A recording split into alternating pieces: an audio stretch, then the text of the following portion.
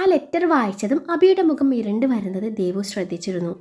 Ami, Ami, D Ami. അബിയുടെ ഗൗരവം കലർന്ന വിളി കേട്ടതും ആമി എവിടെ നിന്ന് ഓടി വന്നു. എന്താ അബിയേട്ടാ? ആമി നേരിയ ഭയത്തോടെ ചോദിച്ചു. നീ ഇതൊന്ന് ഉറക്കെ വായിച്ചേ. അബി ആ ലെറ്റർ ആമിക്ക് നേരെ നീട്ടിക്കൊണ്ട് പറഞ്ഞു. ആമിക്ക് കാര്യം എന്താണെന്ന് പിടികിട്ടിയില്ലേലും അബിയുടെ മുഖത്തെ ഗൗരവം കണ്ടപ്പോൾ സംഭവം എന്തോ സീരിയസ് ആണെന്ന് മനസ്സിലായിരുന്നു. ആമി വിറയാർന്ന കൈകളോടെ അത് വാങ്ങി വായിക്കാൻ തുടങ്ങി. പ്രിയപ്പെട്ട അപർണക്ക്, എൻ്റെ മാത്രം അപ്പുവിന്.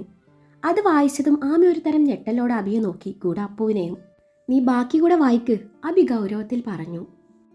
ഇഷ്ടം തോന്നുന്നത് ഒരിക്കലും ഒരു തെറ്റല്ല.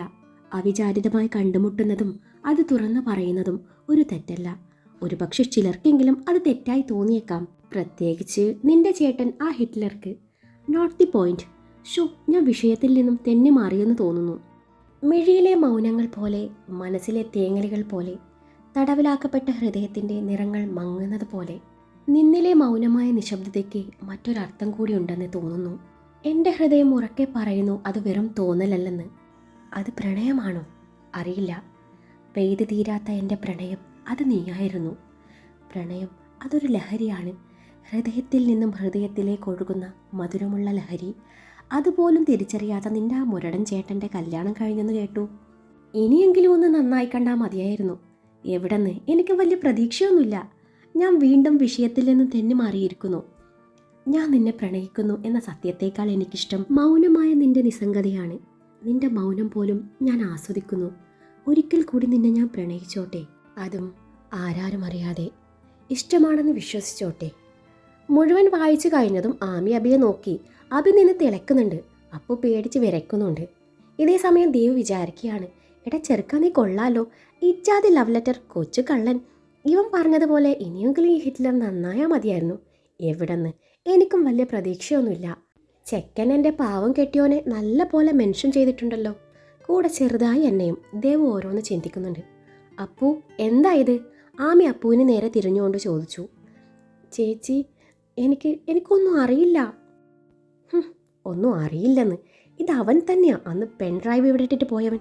ഇനി മുതൽ പാട്ട് പഠിക്കാനും ഡാൻസ് പഠിക്കാനെന്ന് പറഞ്ഞു ആരിവിടെ നിന്ന് പുറത്തിറങ്ങാൻ നിൽക്കണ്ട. മതി പഠിച്ചത്. ഈ സമയത്താണ് ഓരോരുത്തന്മാർ പിന്നാലെ നടക്കുന്നത്. എല്ലാത്തിനും അതിൻ്റേതായ സമയമുണ്ട്. ഇതിപ്പോൾ പഠിക്കാനുള്ള സമയമാണ്. ആ സമയത്ത് മറ്റൊന്നും മനസ്സിലേക്ക് കയറി വരാൻ പാടില്ല. എല്ലാവരോടും കൂടിയാ ഈ പറയുന്നത്.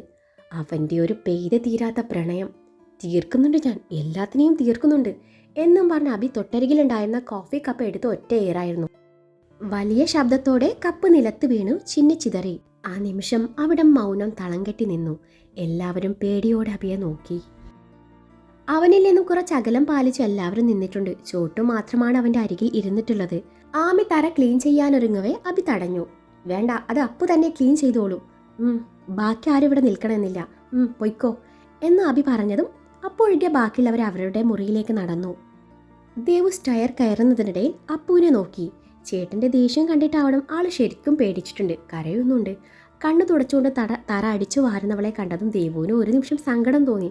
വേണ്ടിയിരുന്നില്ല എന്നും തോന്നി. അതോടൊപ്പം അബിയുടെ അസ്വസ്ഥമായ മുഖം അവളെ ഒന്നുകൂടി നൊമ്പരപ്പെടുത്തി. അബി ഇപ്പോഴും അതേ ദേഷ്യത്തിൽ തന്നെ സ്വിംഗ് ചെയറിലിരിപ്പാണ്. അന്നേരാണ് തൻ്റെ തൊട്ടരികിൽ കിടന്ന് അനുവിൻ്റെ ഫോൺ റിങ് ചെയ്യുന്നത് അവൻ ശ്രദ്ധിക്കുന്നത്.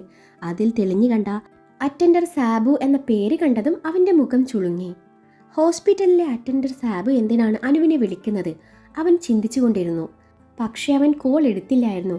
അവൻ്റെ മനസ്സ് അസ്വസ്ഥമായതിനാൽ അവൻ കൂടുതൽ ചിന്തിച്ചില്ല. തറ ക്ലീൻ ചെയ്യുന്ന അപ്പുവിലേക്ക് അവൻ്റെ നോട്ടം ചെന്നെത്തി. അവൻ്റെ നെഞ്ചിൽ ചെറുനോവുണർന്നു. പെട്ടെന്നുള്ള ദേഷ്യത്തിൽ അവളോട് ദേഷ്യപ്പെട്ടു പോയതാണ്. അവൻ അവളുടെ അരികിലേക്ക് നടന്നു. അവൻ അവളുടെ അരികിൽ കുനിഞ്ഞിരുന്നു. ചില്ലി കഷ്ണങ്ങൾ പെറുക്കിയെടുക്കാൻ തുടങ്ങിയതും അവൾ കണ്ണു നിറച്ച് അവനെ നോക്കി. അവൻ പോട്ടെ, സാരമില്ല എന്നും പറഞ്ഞ് അവളെ സമാധാനിപ്പിച്ചു. ഇരുവരും ഒരുമിച്ച് തറ ക്ലീൻ ചെയ്യുന്നതും ദേവു മുകളിൽ നിന്നും നോക്കി നിന്നു. ഉച്ചഭക്ഷണം കഴിഞ്ഞു ദേവു അബിയും ദേവുവിൻ്റെ വീട്ടിലേക്ക് പോകാനുള്ള തയ്യാറെടുപ്പിലാണ്. അബി ഡ്രസ്സിംഗ് റൂമിൽ നിന്നും ഡ്രസ്സ് മാറി വന്നപ്പോഴേക്കും ദേവുവിനെ സാരി ഉടുപ്പിക്കുന്ന ആമിയാണ് കാണുന്നത്. അവൻ അവരെ ശ്രദ്ധിക്കാതെ കണ്ണാടിയുടെ മുന്നിൽ നിന്നും മുടി ഒതുക്കി വെക്കാൻ തുടങ്ങി. കണ്ണാടിയിൽ കൂടി അവൻ ദേവുവിനെ ശ്രദ്ധിക്കുന്നുണ്ട്. സാരിയുടെ താഴത്തെ പ്ലീറ്റ്സ് റെഡിയാക്കുന്നതേയുള്ളൂ. അനാവൃതമായ അവളുടെ വയറും പൊക്കിൽ ചുഴിയും അവൻ കണ്ണാടിയിൽ കൂടി നോക്കി കാണുന്നുണ്ട്. ദേവുവിൻ്റെ നോട്ടം ഇതിനിടയിൽ എപ്പോഴോ അബിയിലേക്ക് പാറി വീണപ്പോഴാണ് പുള്ളിക്കാരൻ്റെ കണ്ണാടിക്ക് മുന്നിലെ കലാപരിപാടി അവൾ തിരിച്ചറിയുന്നത്. കള്ളൻ സീൻ പിടിക്കുവാണല്ലേ? കണ്ടാ പറയൂ. യഥാർത്ഥ ഹിറ്റ്ലറെ പെങ്ങൾക്ക് കാട്ടിക്കൊടുത്താലോ? അല്ല വേണ്ട, ജീവിച്ചു പോയിക്കോട്ടെ. ദേവു ആത്മകഥം പറഞ്ഞു. സാരി ഉടുപ്പിച്ചു കഴിഞ്ഞതും ആമി മുറിവിട്ടിറങ്ങി. അബിയേട്ടാ എങ്ങനെയുണ്ട്, കൊള്ളാവോ? ദേവു അവന് നേരെ തിരിഞ്ഞുകൊണ്ട് ചോദിച്ചു. സൂപ്പർ. ഞാനെടുത്ത സാരി ആയതുകൊണ്ടും ഉടുപ്പിച്ചത് എൻ്റെ പെങ്ങളായതുകൊണ്ടും കൊള്ളാം. അത് ശരി, അപ്പോൾ അങ്ങനെയാണല്ലേ? സീൻ പിടിക്കാൻ ഡോക്ടറെ ഇത്രയും മിടിക്കണ്ടെന്നേ ഞാൻ അറിഞ്ഞില്ല. അബിയുടെ പെന്നിൽ നിന്നും അതും പറഞ്ഞ് അവൾ മുറിവിട്ടിറങ്ങി. എല്ലാവരോടും യാത്ര പറഞ്ഞ് അവരിറങ്ങാൻ നേരം ചോട്ടുവിൻ്റെ മുഖം വാടിയതും ദേവു അവളെയും കൂടി കൊണ്ടുപോകാൻ ഒരുങ്ങിയെങ്കിലും ആമി എന്തൊക്കെയോ പറഞ്ഞു ദേവുവിനെയും അബിയെയും പറഞ്ഞയച്ചു. ആമി ചോട്ടുവിനെയും ചേർത്ത് പിടിച്ച് അകത്തേക്ക് നടക്കുമ്പോൾ അപ്പോൾ പകേരിഞ്ഞ കണ്ണുകളോടെ ഇരുവരുടെയും പോക്ക് മുകളിൽ നിന്നുള്ള കോമൺ ബാൽക്കണിയിൽ നിന്നും നോക്കി നിന്നു. ദേവു തനിക്കിട്ട് മനഃപൂർവ്വം പണിതതാണെന്ന് അവൾക്ക് മനസ്സിലായിരുന്നു. അതിനുള്ള മറുപണി ദേവു തിരിച്ചു വന്നിട്ട് കൊടുക്കാമെന്നും അവൾ മനസ്സിൽ കരുതി. കാറിലിരിക്കുമ്പോൾ അബിയുടെ മുഖം വാടിയിരിക്കുന്നത് ദേവു ശ്രദ്ധിച്ചു. പെങ്ങന്മാരെ പിരിഞ്ഞിരിക്കും തോർത്തുള്ള വിഷമമാണ് അതെന്ന് അവൾക്ക് മനസ്സിലായി. ഇങ്ങനെയാണെങ്കിൽ അവരൊക്കെ കെട്ടിപ്പോയാൽ നിങ്ങൾ എന്ത് ചെയ്യും? ദേവു അവന് നേരെ നോട്ടം പായിച്ചുകൊണ്ട് ചോദിച്ചു. അപ്പോഴേക്കും ആ സങ്കടം മറക്കാൻ നമ്മുടെ മക്കൾ എൻ്റെ ഇടവും വലവും ഉണ്ടാവില്ലേ? 5 പെങ്ങന്മാരെ പോലെ 5 സുന്ദരി മണികൾ. ഓഹോ, അപ്പം അതൊക്കെ തീരുമാനിച്ചു കഴിഞ്ഞു. അപ്പോൾ നിങ്ങൾക്ക് ജീവിതകാലം മുഴുവൻ ഈ ഹിറ്റ്ലർ പരിവേഷം വേണം അല്ലേ? എനിക്ക് വേണ്ടതേ ആൺകുട്ടികളാണ്. 5 ആൺകുട്ടികൾ. ഒരു സെലിബ്രിറ്റി ആവണമെന്നതേ എൻ്റെ ഏറ്റവും വലിയ ആഗ്രഹമായിരുന്നു. പക്ഷേ എൻ്റെ മമ്മി എന്നെ ഒരു ഡോക്ടറായി കാണാൻ ആഗ്രഹിച്ചു. വിജയ് ദേവരക്കൊണ്ടയുടെയോ അല്ലെങ്കിൽ വല്ല ബോളിവുഡ് യങ് സൂപ്പർ സ്റ്റാറിൻ്റെയും കാറിൻ്റെ ഫ്രണ്ട് സീറ്റിൽ ഇരിക്കേണ്ട ഞാനിന്നേ നിങ്ങളുടെ കാറിൻ്റെ ഫ്രണ്ട് സീറ്റിൽ ഇരിക്കുന്നു. എന്ത് ചെയ്യാം, എല്ലാം എൻ്റെ തലവര. അതുകൊണ്ട് എനിക്ക് സാധിക്കാത്തത് എൻ്റെ മക്കളിലൂടെ എനിക്ക് നേടിയെടുക്കണം. ഒരാളെ എനിക്ക് സിനിമാ നടനാക്കണം, ഒരാളെ ക്രിക്കറ്റ് പ്ലെയറും, ഒരാളെ പൊളിറ്റിക്കൽ ലീഡർ, ഒരാളെ നമ്മുടെ രാജ്യം കാക്കുന്ന പട്ടാളക്കാരനും. അബി ഇതൊക്കെ കേട്ട് അവളെ വല്ലാത്ത ഭാവത്തിൽ നോക്കിപ്പോയി. അപ്പോൾ ഈ 5ാമത്തെ ആളെയോ? അബിക്ക് സംശയം. 5ാമത്തെ ആളെ വല്ല കൃഷിക്കാരനും മറ്റും ആക്കണം. ഇല്ലേൽ അവസാന നാളിൽ ഇത്തിരി വെള്ളം തരാൻ ആള് വേണ്ടേ? ദേവുവിൻ്റെ പറച്ചിൽ കേട്ട് അബി വായും പൊളിച്ച് നോക്കി നിന്ന് പോയി. മക്കളെ വലിയ സെലിബ്രിറ്റി ആക്കിയിട്ടേ അവസാന നാളിൽ നമുക്ക് ഇത്തിരി വെള്ളം തരാനില്ലെങ്കിൽ അതുപോലത്തെ മക്കൾ എന്തിനാടി നമുക്ക്? നമ്മൾ ഡോക്ടേഴ്സ് അല്ലേ, അപ്പോൾ നമ്മുടെ പാത തന്നെ അവരും തുടരട്ടെ. അതാണ് അതിൻ്റെ ഒരു ശരി. അമ്മു, അപ്പോൾ നിനക്ക് പെൺകുട്ടികളൊന്നും വേണ്ടേ? എന്തിന്? എൻ്റെ മക്കൾ കെട്ടിക്കൊണ്ട് വരുമ്പോൾ പോര് നടത്താനോ? ഞാൻ അനുഭവിച്ചത് എൻ്റെ മരുമക്കൾ കൂടി അനുഭവിക്കണം എന്ന് കരുതുന്ന ക്രൂരയായ അമ്മയല്ല ഞാൻ ദേവദത്ത് എന്ന പാവ മനുഷ്യൻ്റെ അതിലും പാവമായ മകളാണ് ദീവാൻഷിക ദേവദത്ത്. ദേവ് പറഞ്ഞതൊക്കെയും കേട്ട് അബി പിന്നെയും വായും പൊളിച്ച് നിൽപ്പുണ്ട്. എൻ്റെ ദൈവമേ, ഫസ്റ്റ് നൈറ്റ് പോലും കഴിഞ്ഞിട്ടില്ല, ഇവിടെ ഒരാൾക്ക് 5 മക്കളുമായി അവരുടെ കെട്ടും കഴിഞ്ഞു. അങ്ങനെ ഓരോന്ന് സംസാരിച്ചു ഇരുവരും ടൗണിലെത്തി. ആദ്യമായി ഭാര്യ വീട്ടിൽ പോകുന്നതല്ലേ, ദേവുവിൻ്റെ പപ്പയ്ക്കും ചേട്ടനും ഡ്രസ്സ് എടുക്കണം, പിന്നെ സ്വീറ്റ്സും വാങ്ങിക്കണം. എല്ലാം കഴിഞ്ഞ് അവർ വീണ്ടും യാത്ര തുടർന്നു. അബിയുടെ വണ്ടി ദേവുവിൻ്റെ വീടായ നെസ്റ്റിൻ്റെ ഗേറ്റും കടന്ന് അകത്ത് കയറി. ഇരുവരുടെയും വരവും പ്രതീക്ഷിച്ചു. ദേവുവിൻ്റെ പപ്പയും ചേട്ടനായ ദക്ഷും വീടിൻ്റെ മുൻവശത്ത് തന്നെ ഉണ്ടായിരുന്നു. ഇരുവരെയും കണ്ടതും അബിയെപ്പോലും മറന്നുകൊണ്ട് ദേവു ഡോറും തുറന്ന് ഒരൊറ്റ ഓട്ടായിരുന്നു. പപ്പയെ ഓടിച്ചെന്ന് കെട്ടിപ്പിടിച്ചു. ആ കവിളിൽ ചുംബിച്ചു. അവൾ തൻ്റെ സന്തോഷം പ്രകടിപ്പിച്ചു. പിന്നീട് ദക്ഷിനെ കണ്ടതും അവൻ്റെ മേലേക്ക് ഒറ്റ ചാട്ടായിരുന്നു. ദക്ഷിൻ്റെ കഴുത്തിൽ പിടിച്ചു തൂങ്ങുന്ന പെണ്ണിനെ അവനൊരു നിമിഷം നോക്കി നിന്നു. ദൈവമേ, ഇതെന്തോന്ന്, ഇവൾ ചോട്ടുവിനേക്കാൾ കഷ്ടമാണല്ലോ എന്നും മനസ്സിൽ പറഞ്ഞു. അബി വണ്ടിയിൽ നിന്നും സാധനങ്ങൾ എടുക്കാൻ നേരാണ് ദക്ഷ് ദേവുവിനെയും ചേർത്ത് പിടിച്ച് അബിക്ക് അരികിലേക്ക് വരുന്നത്. നിന്നെ കിട്ടിയപ്പോൾ നിന്റെ പെങ്ങൾക്ക് എൻ്റെ ഓർമ്മ പോലും ഇല്ലല്ലോ. അബിയിൽ ചെറുതായി പരിഭവം നിറഞ്ഞു. നിങ്ങളും അങ്ങനെ തന്നെ ആണല്ലോ. അത്രമാത്രം പറഞ്ഞുകൊണ്ട് ദേവു അബിയുടെ കയ്യിൽ നിന്നും കവറുകളൊക്കെയും വാങ്ങി അകത്തേക്ക് നടന്നു. ദക്ഷ് അബിയുടെ തോളിൽ കൈയിട്ട് ചേർത്ത് പിടിച്ച് അകത്തേക്ക് നടന്നു. അതെന്താണ് അവൾ അങ്ങനെ പറഞ്ഞിട്ട് പോയത്? ഒന്നും പറയണ്ട, ഞാനിപ്പോൾ ചെകുത്താനും കടലിനും ഇടയിൽപ്പെട്ട അവസ്ഥയാ. ഒരു ഭാഗത്ത് എൻ്റെ പെങ്ങന്മാർ, ഒരു ഭാഗത്ത് നിന്റെ പെങ്ങൾ. ചോട്ടു ആമിയും ദേവുമായി പൊരുത്തപ്പെട്ടു പോകുന്നുണ്ട്. പക്ഷെ അപ്പു അച്ചു അനു ഇവർ വൻ സീനാണ്. മെയിൻ റീസൺ കോളേജിൽ വെച്ചുണ്ടായ ആ ഇഷ്യൂ തന്നെയാണ്. ഭാര്യ വന്നപ്പോൾ ഞങ്ങൾ ഒതുക്കിയെന്ന് പെങ്ങന്മാർക്ക് മുന്നിൽ തനിക്കൊരു വിലയും തരുന്നില്ലെന്ന് ഭാര്യ. അത് ഒറ്റ ദിവസം കൊണ്ട് വന്ന കംപ്ലൈൻറ്റ്. ഇങ്ങനെ പോയാൽ അവിടെ വല്ലതൊക്കെ നടക്കും. അതും പറഞ്ഞ് അബി ദീർഘമായി ഒന്ന് നിശ്വസിച്ചു. അനു, അവളും ദേവും തമ്മിലുള്ള പിണക്കം ഇതുവരെ മാറിയില്ലേ? അബി പറഞ്ഞതൊക്കെയും കേട്ട ഞെട്ടലിൽ നിന്നും മുക്തനായ ദക്ഷ ചോദിച്ചു. അനു, അവളാണ് ബാക്കി രണ്ടിനെയും കൂടി ഇളക്കി വിടുന്നതാണ് എനിക്ക് തോന്നുന്നത്. ഇങ്ങനെ പോയാൽ നീയും അനുവും തമ്മിലുള്ള വിവാഹം നടക്കുമെന്നേ എനിക്ക് തോന്നുന്നില്ല, അബിയാണ് പറഞ്ഞത്. ദക്ഷ അബിയെയും കൂട്ടി അകത്തേക്ക് നടന്നു. ലിവിംഗ് റൂമിലെ സെറ്റിയിൽ അബിയെ ഇരുത്തി ദക്ഷ അടുക്കളയിലോട്ട് ചെന്നു. അടുക്കളയിൽ പപ്പയും മോളും കൂടി അബിക്ക് കുടിക്കാനുള്ള ജ്യൂസ് റെഡിയാക്കുകയാണ്. അതിൻ്റെ കൂടെ വിശേഷങ്ങളൊക്കെയും പറയുന്നുണ്ട്. ദക്ഷ പപ്പയെ അബിയുടെ അരികിലേക്ക് പറഞ്ഞു വിട്ടു. അമ്മൂസേ, എങ്ങനെയുണ്ട്? അവിടേക്ക് അടിപൊളിയല്ലേ? പിന്നെ അടിപൊളി, തല്ലിപ്പൊളി എന്ന് പറയുന്നതാണ് നല്ലത്. ദേ അകത്തിരിക്കുന്ന ദച്ചുവേട്ടൻ്റെ കൂട്ടുകാരനുണ്ടല്ലോ, അങ്ങേരാണ് ഏറ്റവും വലിയ തല്ലിപ്പൊളി. പെങ്ങന്മാരെന്ത് ചെയ്താലും മറുത്തൊന്നും പറയാതെ അങ്ങനെ നിന്നോളൂ. പിന്നെ 3 തലതെറിച്ച പെങ്ങന്മാരുണ്ട്. നമ്മൾ സീരിയലിലൊക്കെ കാണാറില്ലേ ആ ടൈപ്പ് സാധനങ്ങൾ. അവളുമാരുടെ പെരുമാറ്റം കണ്ടാൽ തോന്നും ഞാനെന്തോ വലിഞ്ഞു കയറി പോകുന്നതാണെന്ന്. ദേവു അവിടെ നടന്നതൊക്കെയും ചുരുക്കി പറഞ്ഞു. എല്ലാം കേട്ടതും ദക്ഷ ആകെ വല്ലാതായിപ്പോയി. ദച്ചുവേട്ടൻ വേണേ എന്നെ ശരിക്കും കണ്ടോട്ടോ. ഇനി വരുമ്പോൾ ചിലപ്പോൾ എനിക്ക് വല്ല അംഗഭംഗം സംഭവിക്കില്ലെന്ന് ആര് കണ്ടു? അന്നു, അവളാണ് മെയിൻ വില്ലത്തി. അവൾ ഏതെങ്കിലും ഒരു കോന്തം തെണ്ടി വന്ന് കെട്ടിക്കൊണ്ട് പോയാൽ മതിയായിരുന്നു. പിന്നെയുള്ള രണ്ടിനെയും എങ്ങനെയും ഒതുക്കായിരുന്നു എന്നും പറഞ്ഞ് ദേവു 4 ഗ്ലാസ്സിലേക്ക് ജ്യൂസും പകർന്ന് അകത്തേക്ക് നടന്നു.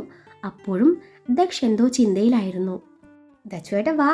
ദേവുവിൻ്റെ വിളിയാണ് അവനെ ചിന്തയിൽ നിന്ന് ഉണർത്തിയത്. ദേവുവിന് പിന്നാലെ ദക്ഷ നടന്നു. ദേവ് അവർക്കൊക്കെ ജ്യൂസ് കൊടുത്തു. തൻ്റെ ജ്യൂസും കുടിച്ചുകൊണ്ട് തൻ്റെ മുറിയിലേക്ക് നടന്നു. അബി മുറിയിലേക്ക് വരുമ്പോൾ ദേവു തൻ്റെ ബുക്സൊക്കെയും എടുത്തു വെക്കുന്ന തിരക്കിലായിരുന്നു. നാളെ കോളേജിൽ പോകണം. ഇവിടുന്ന് നേരെ കോളേജിലേക്കാണ് പോകുന്നത്. പിന്നീട് എടുത്തു വെക്കാൻ സമയം കിട്ടിയില്ലെങ്കിലോ എന്ന് കരുതി അവൾ ഒരുക്കി വെക്കുകയായിരുന്നു. അബി അവളുടെ മുറി മുഴുവൻ കണ്ണോടിച്ചു. തൻ്റെ മുറി പോലെ വൈറ്റ് തീമിൽ സെറ്റ് ചെയ്തിട്ടുള്ള മുറി. ആളൊരു കൂതരാണേലും മുറി ഭംഗിയിൽ അടുക്കും ചിട്ടയോടും കൂടി ഒതുക്കി വെച്ചിട്ടുണ്ട്. ഇൻറ്റീരിയർ വേറെ ലെവലായിരുന്നു. ഡോർ അടിച്ച് ലോക്ക് ചെയ്ത് അവൻ അകത്തേക്ക് നടന്നു. പിന്നിൽ അവൻ്റെ സാമീപ്യം അറിഞ്ഞിട്ടും അവൾ തിരിഞ്ഞു നോക്കിയില്ല. അബി അവളുടെ പിന്നിലൂടെ വന്നു ഇറുകെ പുണർന്നു. എന്താണ് അമ്മൂസിന് ഇവിടെ എത്തിയപ്പോൾ ഒരു ഗൗരവം? ആളാകെ മാറിപ്പോയോന്നൊരു സംശയം. എനിക്കൊരു ഗൗരവമില്ല, ഞാൻ എവിടെ ആയാലും ഒരുപോലെ പെരുമാറുള്ളൂ എന്നും പറഞ്ഞു അവൾ തൻ്റെ പ്രവൃത്തി തുടർന്നതും അബി അവളെയും കൈകളിൽ കോരിയെടുത്ത് ബെഡിനരികിലേക്ക് നടന്നു. അവളെ ബെഡിൽ കിടത്തി. അവനും ബെഡിൽ ചരിഞ്ഞു കിടന്നു. കൈമുട്ട് ബെഡിൽ കുത്തി കൈപ്പത്തിയിൽ കവിളി ചേർത്ത് വെച്ചു. പ്രണയത്തോടെ അവളെ നോക്കി നിന്നു. എന്തോന്നാ ഇങ്ങനെ നോക്കുന്നേ? അവൻ്റെ നോട്ടം കണ്ട് അവൾ ചോദിച്ചു. ഒന്നുമില്ലെന്ന പോലെ അവൻ കണ്ണു ചിമ്മി കാണിച്ചു. ആ നിമിഷം അവളുടെ അതരങ്ങളെ അവനൊന്ന് തഴുകിയതും അവളിലൂടെ ഒരു വിറയൽ കടന്നുപോയി. ഡോക്ടർ റൊമാൻറ്റിക് മൂഡിലാണോ? എന്നാലേ ഞാനിപ്പോൾ അത്രക്കങ്ങ് മൂഡിലല്ല എന്നും പറഞ്ഞ് എഴുന്നേൽക്കാനൊരുങ്ങവേ അവൻ അവളെ അതിനനുവദിക്കാതെ പിന്നെയും അവിടെ കിടത്തി. അമ്മൂസേ, ഇനി ഒരല്പം റൊമാൻസ് ആവാം അല്ലേ? ഇവിടെ ആവുമ്പോൾ ആരും വന്ന് ഡോറിൽ തട്ടില്ലല്ലോ. കുറുമ്പോടെ പറയുന്നവനെ കണ്ടതും അവൾക്ക് ചിരിയാണ് വന്നത്. വല്ലാത്തൊരു ഭാവത്തോടെ തന്നെ നോക്കുന്നവനെ കണ്ടതും അവളും അവനെ നോക്കുകയായിരുന്നു.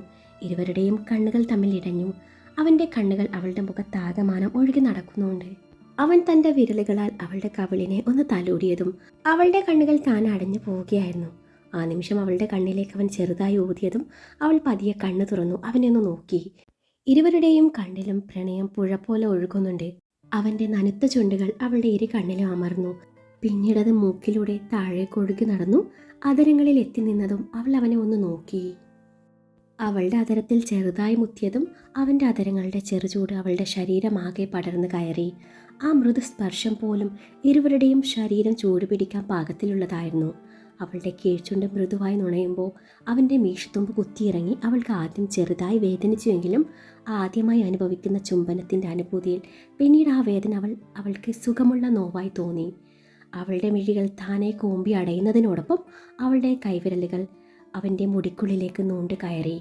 അവളുടെ അതരങ്ങളിലെ മധുരം അവൻ്റെ സിരകളിലേക്ക് ലഹരിയായി പടർന്നു കയറിയതും അവൻ്റെ ചുണ്ടുകളുടെ മുറുക്കം കൂടിക്കൂടി വന്നു. ആ ചുംബനത്തിലൂടെ അവൻ പകർന്നു നൽകുന്ന ഒരു തരം അനുഭൂതി. ആ അനുഭൂതി അവളെ മറ്റൊരു ലോകത്തിലേക്ക് എത്തിച്ചു. അതോടൊപ്പം അവൻ്റെ കൈവിരലുകൾ അവളുടെ സാരിക്കുള്ളിലേക്ക് ഇഴഞ്ഞു നീങ്ങി.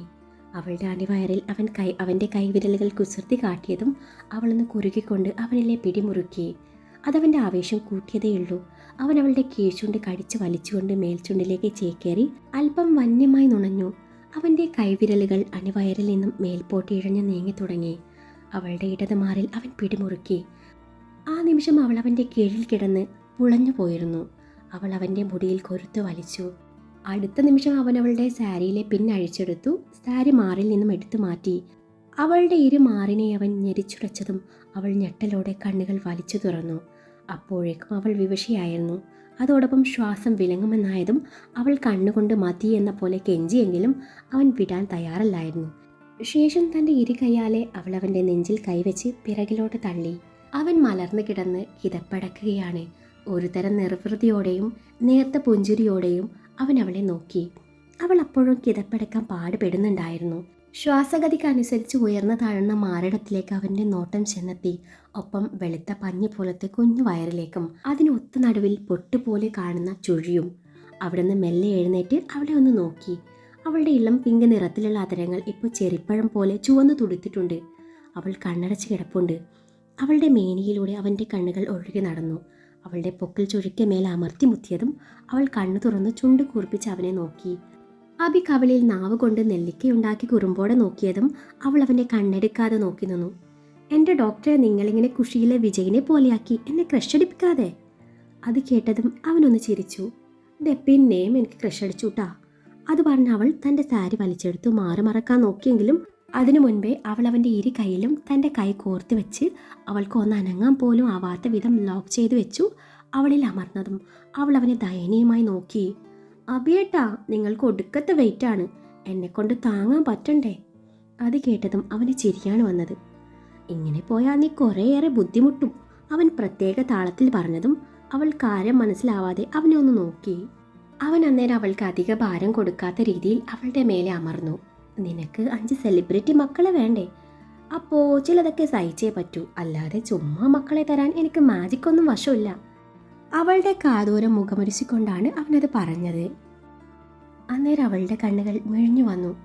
അവിടുന്ന് അവൾ നാണത്തോടെ അവൻ്റെ തോളിൽ ചെറുതായി കടിച്ചു. എനിക്ക് വേദനിച്ചൂന്ന്.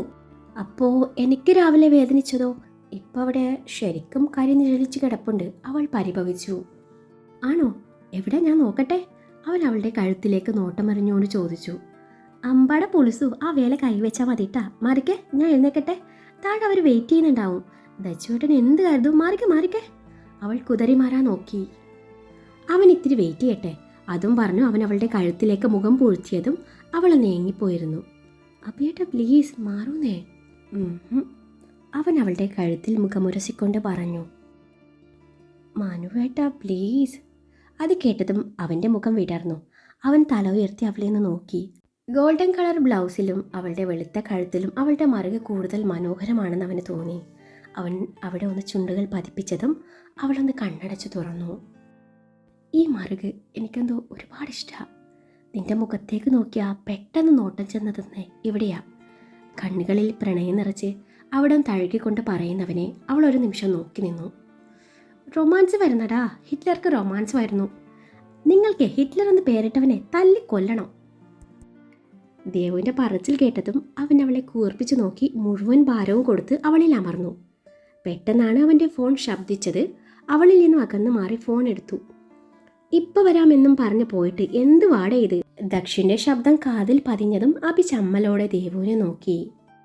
പാണ്ടി ലോറിക്കടിയിൽപ്പെട്ട് എങ്ങനെയോ രക്ഷപ്പെട്ട തവളയെപ്പോലെ. അയ്യോ അമ്മേ, എൻ്റെ നടുവേ, ഈ ഹിറ്റ്ലർക്ക് എന്തൊരു വെയിറ്റാ എന്നൊക്കെ പറഞ്ഞ് എഴുന്നേൽക്കുന്ന ദേവുവിൻ്റെ വായിൽ അഭി തൻ്റെ കൈ അമർത്തി വെച്ചു. എടാ, അത് പിന്നെ അമ്മ ഇവിടെ ബുക്സൊക്കെ എടുത്തു വെക്കാൻ നേരം അവൾ എന്തോ ഡൗട്ട് ചോദിച്ചോ. അപ്പോൾ ഞാനത് ക്ലിയർ ചെയ്ത് കൊടുക്കുകയായിരുന്നു. അഭി പറഞ്ഞത് കേട്ടതും ദേവ് കണ്ണു മിഴിച്ച് അവനെ നോക്കി. ശേഷം നുണയൻ എന്നും പറഞ്ഞു അവൻ്റെ കൈയിനിട്ടൊരു കടി കൊടുത്തതും അവൻ തൻ്റെ കൈ പിൻവലിച്ചു. അവളെ കണ്ണുരുട്ടി നോക്കി സംസാരം തുടർന്നു. എങ്ങനെ ഡൗട്ട് ക്ലിയർ ചെയ്ത് കൊടുക്കാനാണല്ലേ? ഞാൻ മുറി വിട്ട് പുറത്തിറങ്ങില്ലെന്നറിയാം. ദേ കൂടെയുള്ളതേ എൻ്റെ പെങ്ങളായിപ്പോയി. ഇല്ലല്ലേ ഞാൻ വല്ലതും പറഞ്ഞനെ. പെട്ടെന്ന് വാടാ. ദേ ഇവിടെ കാണാനേ 2-3 സ്ഥലങ്ങളുണ്ട്, നമുക്കൊന്ന് പോയാലോ? അവിടെ ഇനിയൊരിക്കൽ പോവാം. നമുക്കേ നീ പറഞ്ഞ ആ കുളത്തിലൊന്ന് പോയാലോ? ശരി, നീ ആദ്യം അവിടെ നിന്ന് ഇറങ്ങ് എന്നും പറഞ്ഞ് ദക്ഷ് കോൾ കട്ട് ചെയ്തതും അബി ബെഡിൽ നിന്ന് എഴുന്നേറ്റ് കണ്ണാടിയുടെ മുന്നിൽ ചെന്ന് തൻ്റെ ചുളിഞ്ഞു പോയ ഷർട്ടും ഉലഞ്ഞു പോയ മുടിയും നേരെയാക്കി ദേവുവിൻ്റെ കവിളിൽ ഒന്നുകൂടി അമർത്തി മുത്തി മുറിവിട്ടിറങ്ങാൻ നേരം അവൻ ഒന്നുകൂടി തിരിഞ്ഞു നോക്കി. പെട്ടെന്ന് ഡ്രസ്സ് മാറി വാ അമ്മു, നമുക്കേ കുളക്കടവിൽ പോവാനുള്ളതാ. ഞാനൊന്നുമില്ല, എനിക്ക് നീന്താനൊന്നും അറിയില്ലെന്ന്. നിങ്ങൾ പോയിക്കോ.